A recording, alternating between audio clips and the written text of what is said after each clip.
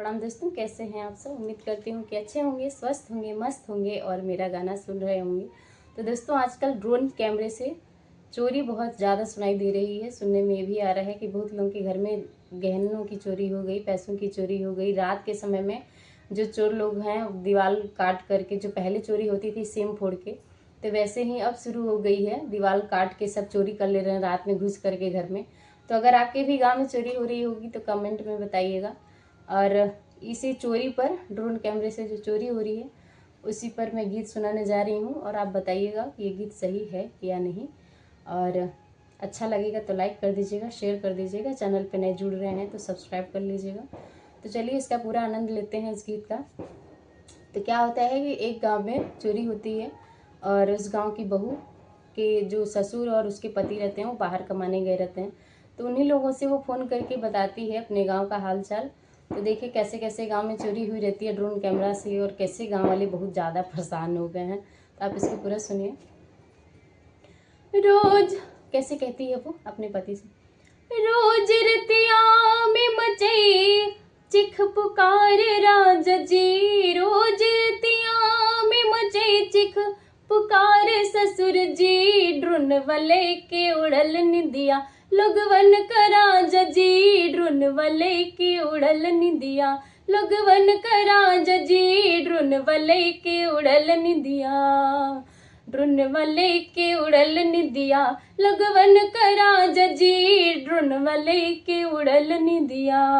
रोज रतिया में मनइन का हो, रोज रतिया में मनइन का गौआ में लागे बाजार राजा जी, ड्रोन मकैले बजिनगी हराम राजा जी, ड्रोन मकैले बजिनगी हराम राजा जी, ड्रोन मकैले बजिनगी हराम ससुर जी, ड्रोन मकैले बजिनगी। आगे क्या कहती है वो अपने मायके का हालचाल बताती है, क्योंकि उसके मायके में भी चोरी हुई रहती है। तो बताइए, तो सुनिए, देखिए कैसे कहती है। होत सबेर संदेश आवे नहीं हरवा से, होत सबेर संदेश आवे नहीं हरवा से, घरवा में चोरी होई गायल पिछवरवा से, घरवा में चोर घुस गए पिछवरवा से, नई की दुल्हन के हरवा, नई की दुल्हन के हरवा लेके गए राजा जी, चुरवा कैले बजनगी हराम राजा जी, चुरवा कैले बजनगी हराम राजा जी, ड्रोनवा कैले बजनगी खराब राजा जी, ड्रोनवा कैले बजनगी खराब ससुर जी, ड्रोनवा कैले बजनगी।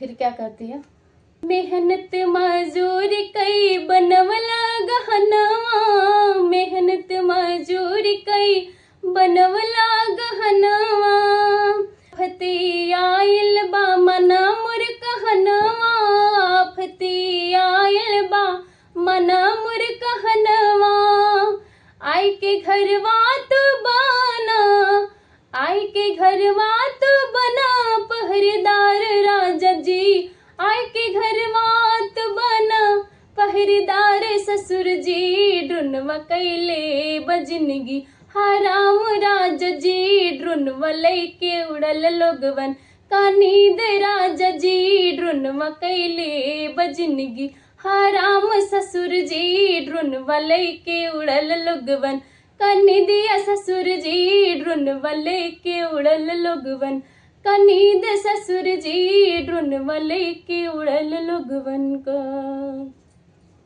फिर आगे क्या कहती है, जागी जागी लोग सारी रतिया बीतावई, जागी जागी लोग सारी रतिया बीतावई, ड्रोनवा के चुरवा हो आफत मचावई, ड्रोनवा के चुरवा हो आफत मचावई, सासू जी माथा पीटी, सासू जी माथा पीटी करत हैं न तुहार गुहार राजा जी, सासू जी माथा पीटी के करत हैं न तुहार गोहार ससुर जी ड्रुनवा जिंदगी बकैले, हराम ससुर जी ड्रुनवा कैले बजिंदगी खराब, ससुर जी ड्रुनवा लेके उड़ल लोगवन का नींद, राजा जी ड्रुनवा लेके उड़ल लोगवन का नींद, ससुर जी ड्रुनवा लेके उड़ल लोगवन का नींद, राजा जी ड्रुनवा लेके उड़ल लोगवन का। तो बहुत बहुत धन्यवाद दोस्तों, कैसा है बताइएगा। बहुत बहुत धन्यवाद।